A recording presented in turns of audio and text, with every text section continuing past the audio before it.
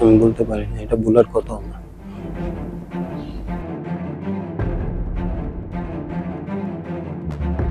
যে বা যারা এই কাজটা করছে খুব খারাপ করছে। সমাধান কি কিছুটা হয়েছে? হবে বলে মনে হয় না। আমি সবসময় কিন্তু নতুন বলটা হাতে নিতে আমার খুব মানে লাল বলে নতুন বল পছন্দ, আমার নতুন বল হাতে আমার খুব ভালো লাগে। তো কোচ কি করলো, আমার হাতে একটা বল দেখাইলো, বললো এটা লাল বল। আমাদের প্রধান আর কি হেড কোচ। হ্যাঁ, তো ওই বলটা দেখায় বললো যে এটা লাল বল, সাদা বল না, ওইভাবে বোলিং করতো।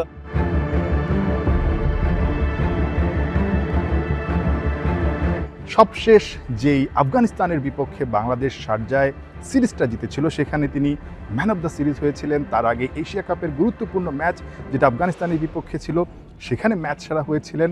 আবার ব্যাট হাতেও কিন্তু দারুণ ভূমিকা রাখছেন। নাসুম আহমেদকে পেয়েছে একটা লম্বা সময় পর, আসলে আপনাকে খেলা যোগে পেলাম নাসুম। সময়টা কেমন যাচ্ছে যদি একটু বলতেন, কারণ আপনাকে দেখলাম লাল বলে এই সময়টায় আবার অনুশীলন করছেন। মানে হোয়াইট বল বাদ দিয়ে লাল বলে ফোকাস দেওয়ার কারণটা কি?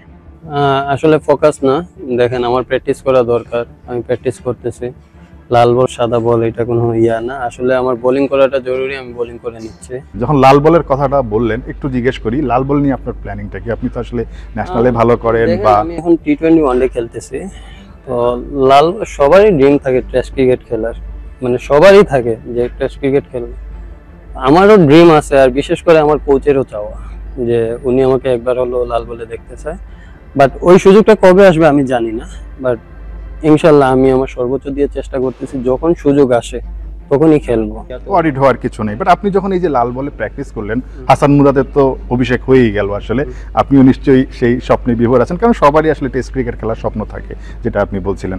সো লাল বলে যখন আসলে এই যে বোলিং করেন নেটে কিংবা মানে কাজ করেন, কোচরা আসলে কিভাবে আপনাদেরকে মানে আপনাকে অ্যাটলিস্ট মানে অ্যাপ্রিসিয়েট করে, বা কি বলে আসলে লাল বলে আপনার কি অবস্থা?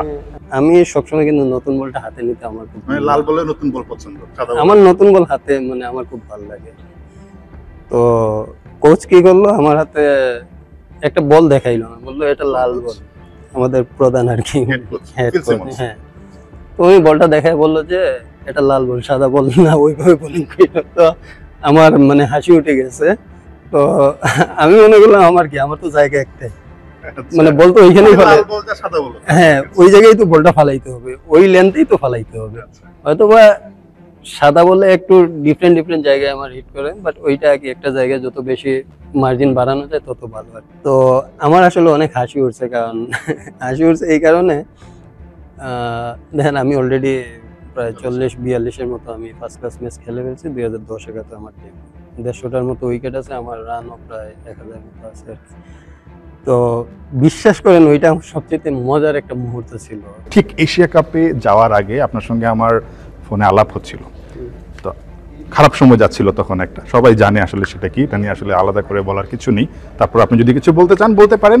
ওই সময়টায় যথেষ্ট খারাপ, মানে আপনার অভিব্যক্তি দেখেও বোঝা যাচ্ছে যে কি কঠিন সময়। ঠিক যখন বিমানে উঠবেন তার আগে এই বিতর্কগুলো তৈরি হয়েছিল।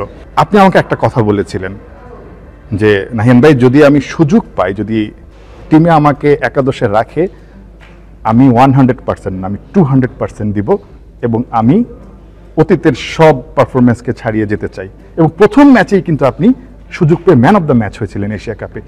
জেদটা আসলে কি কাজ করছিল? আসলে ওইটা নিয়ে আমি কথা বলতে চাইতেছি না, চাইও না আমি এটা শুনতে, কোনো ইচ্ছাই নেই এটা নিয়ে কথা বলতে। বাট যে বা যারা এই কাজটা করছে খুব খারাপ করছে, আমি এটা নিয়ে এর বাইরে আর কিছু। আপনি আমাকে বলছিলেন যে আমি যখন থেকে বিমানে উঠবো আমি সব ভুলে যাব, এবং সেটাই আপনি করেছেন। বলতে পারি নাই, আমি খেলার মাঠে গিয়ে আমি বলছি, আমি বলতে পারি না, এটা ভুলার কথা না। সমাধান কি কিছুটা হয়েছে? হবে বলে মনে হয় না। নাহিয়ান বিন জাসিম, 71।